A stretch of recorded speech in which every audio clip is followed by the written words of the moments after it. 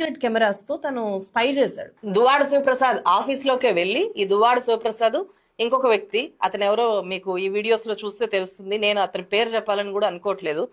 So వాళ్ళు బేరం మాట్లాడుకుంటున్నారు, నీ వ్యాపారం నీది, నా వ్యాపారం నాది, మాకు సెటిల్ చేయండి అని చెప్పి. అతను అడుగుతుంటే ఏంటి 60 లక్షలు ఇవ్వాలనా అని చెప్తుంటే అవుతుంది అంటున్నాడు. చూడండి ఒకసారి ఇక్కడ ఈ క్లిప్ లో. సార్ 60 లక్షలు ఏంటి, 40 లక్షలు ఏంటి, కొద్దిగా అవుతుంది.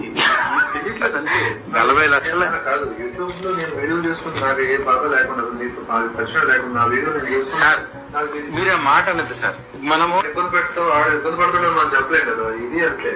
3వ తారీఖున 15 లక్షల రూపాయలు ఇస్తున్నాను. ఒక రోజు అటు ఇటుగా ముందు ఇవ్వచ్చు కూడా.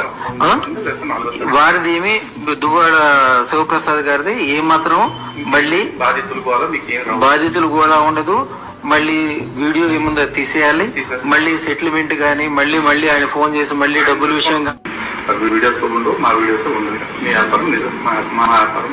ఆ తర్వాత ఈ అదృష్టార్ జ్యువెలర్స్ దగ్గరికి ఈ రమణ్ లాల్ అనే వ్యక్తి వీళ్ళని ట్రాప్ చేసి అక్కడికి తీసుకెళ్లి అక్కడ మీకు నేను డబ్బులు ఇస్తానని చెప్పి తీసుకెళ్తే అతను ఇంకా తెలివిగా ముందే పోలీసులకి ఇన్ఫార్మ్ చేస్తే పోలీసులు అక్కడ రెడ్ హ్యాండెడ్ గా ఈ దువ్వాడ శివప్రసాద్ ని పట్టుకొని పోలీస్ స్టేషన్ కి తీసుకెళ్లి అరెస్ట్ చేశారు.